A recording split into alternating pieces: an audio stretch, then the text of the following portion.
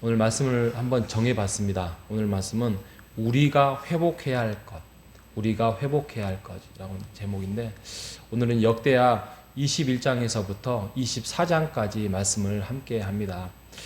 정말 많은 왕이 나와요.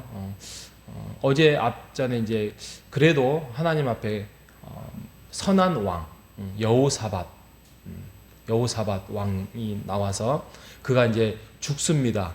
그의 아들 여호람이 왕이 되었죠. 근데 이 여호람은 아버지의 길을 따라가지 않습니다. 아주 악행을 행하지요. 예를 들어서 자기의 동생들을 죽입니다. 그리고 신하들도 죽입니다. 그리고 신당에 우상을 세우게 되지요. 자신들의 욕심, 자기의 어떤 탐욕 이런 것들로 인하여서 그러죠.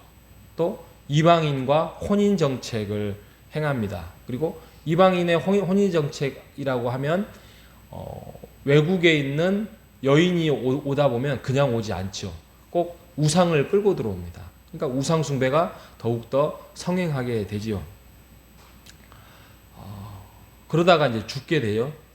그러다가 그의 아들 아하시아가 왕이 됩니다. 근데 이 아하시아는 힘이 그렇게 없었나 봐요. 아마 막내 아들이다 보니까 그런 것 같아요. 그래 아하시아가 성경에 보면은 어머니의 길을 따라가다가 결국에는 하나님 앞에 온전한 왕으로 서지 못했다는 이런 문구들이 나오는데, 그의 어머니가 아달랴예요. 아달랴. 그리고 아하시아가 또 죽게 되자마자 아달랴가 여왕이죠. 어머니니까 아달랴 여왕이 왕이 돼요. 그러면서 폭정과 우상 숭배와 잔인한 행동들을 합니다. 그 중에 가장 잔인한 것은 아합의 길을 따라가는 아합 가문이다 보니까 아합의 길을 따라가다 보니까 자기가 우리의 집안도 망했는데 다윗의 집안도 망해야 되지 않겠느냐, 그러면서 그 다윗의 씨를 있는 대로 다 죽입니다. 손자들을 다 죽여요. 손자들을. 이 말도 안 되는 이야기죠. 그래서 손자들을 다 죽여요. 그래서 다윗의 씨를 말리려고 다 죽입니다. 근데 거기에 누가 나타나냐면 여호야다라는 제사장이 한 명 나와요. 이 사람이 하나님이 세우셨습니다. 그래서 이 여호야다가 이 암흑기, 침통하고 우울하고 이런 어려운 상황 속에서 여호야다가 요아스 아기를 숨겨놔요. 요아스 아기를 숨겨놔서 그가 왕으로 세워지게끔 숨겨두기도 하고요. 그렇게 하면서 그가 결국에는 나중에 왕이 돼요. 왕이 되어서 선한 정책을 펴니다. 그 과정 속에서 어떻게 해서 요아스가 왕이 되었느냐? 이 여호야다와 그의 백성들의 그 역할이 굉장히 컸는데, 오늘 읽었던 역대하 23장 16절에서 21절까지가 그 대목을 말씀하고 있습니다.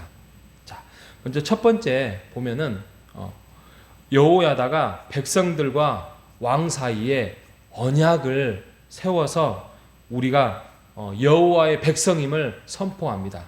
이게 제일 중요한 것은 언약이에요. 언약. 그러니까 기준을 세웠다는 거예요. 기준.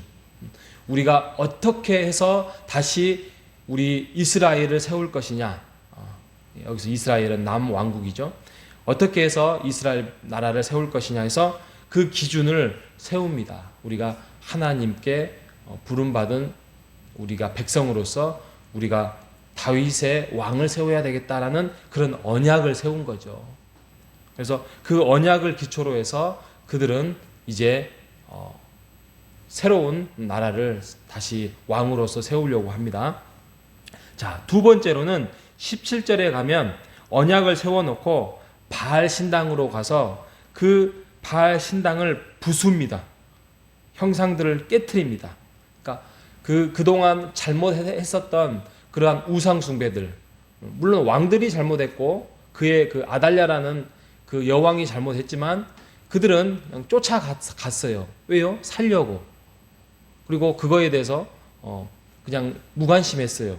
그런데 결국에는 그런 것들을 청결하기 위해서 다시 한번 부수고 깨트리고 또 바알 제사장들을 죽이고 하면서 새로운 청결의 그런 제도를 만들기 시작합니다. 그뿐만이 아닙니다. 18절에 가면 이제 하나님께 번제를 드립니다. 번제를 드려요. 그러니까 오늘날로 말하면 예배의 회복이죠. 예배의 회복.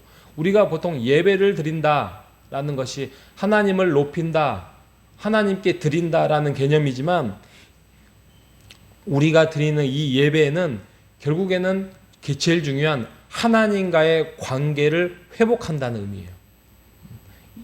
그동안 잘못된 우상 숭배를 하고 제사를 드렸던 것들을 우리가 다 정리하고 우리가 하나님만을 섬기겠습니다. 하나님만을 위하여서 우리가 살겠습니다라는 관계의 회복하는 그런 다짐을 하면서 제사를 드리게 되지요. 그리고 19절에 보면 문지기를 세웁니다. 문지기를 세워서 아무나 부정한 사람이나 잘못된 이방인이나 이런 사람들이 들락달락하면서 잘못된 어떤 사상이나 생각들을 전파하지 못하도록 철통 방어를 하게 되지요.